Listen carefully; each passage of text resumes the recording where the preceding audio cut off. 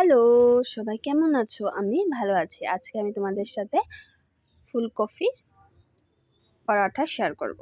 তো ফুলকপি পরাঠা বানাতে ফার্স্টে তো ফুলকপি লাগবে।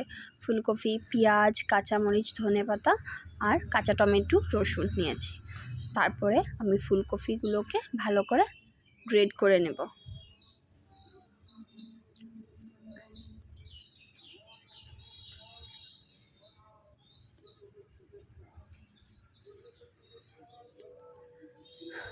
আমার ফুলকপি গ্রেড করা হয়ে গেছে। টমেটো, ধনেপাতা, কাঁচামরিচ, রসুন, পেঁয়াজ সব কেটে নিয়েছি। এখন কড়াইতে আমি তেল দিয়ে পেঁয়াজ, রসুন, কাঁচামরিচ দিয়ে ভালো করে ভেজে নেব।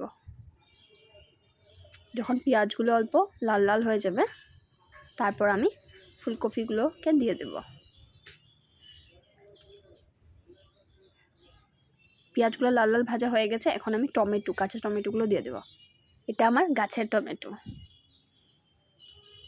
এখন টমেটোটা একটু ভাজা হয়ে গেলে আমি ফুলকপিগুলোও দিয়ে দেব।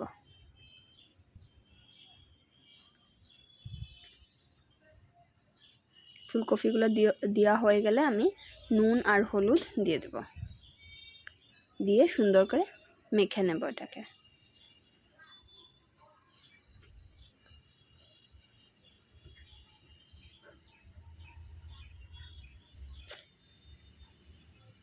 এটা ভালো করে যখন ভাজা হয়ে যাবে, নামানোর আগে আমি ধনেপাতা কুচিগুলো দিয়ে দেব।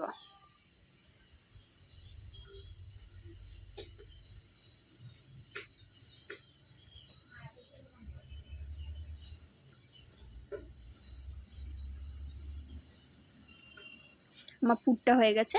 এখন আমি মেখে নিয়েছি আটা, আর এখন এটার ভিতরে আমি ভরে নিব। পুরটা ভরে নিয়ে গোল গোল করে নেব।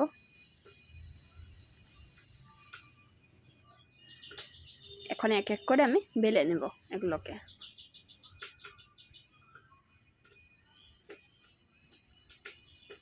পুরটা একটু বেশি করেই দিয়েছি, না হলে ভালো লাগবে না, কোনো জায়গায় যাবে কোনো জায়গায় যাবে না, তাই পুরো বেশি করে দিয়েছি। আর তার জন্য একটু একটু বের হয়ে যাচ্ছে।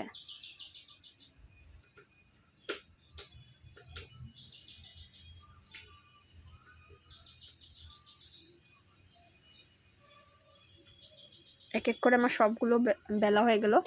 এখন এগুলোকে আমি ভেজে নেব।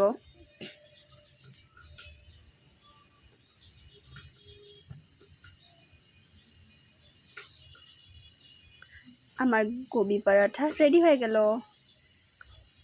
তোমাদের কেমন লাগলো একটা লাইক কমেন্ট করে আমাকে জানাবে।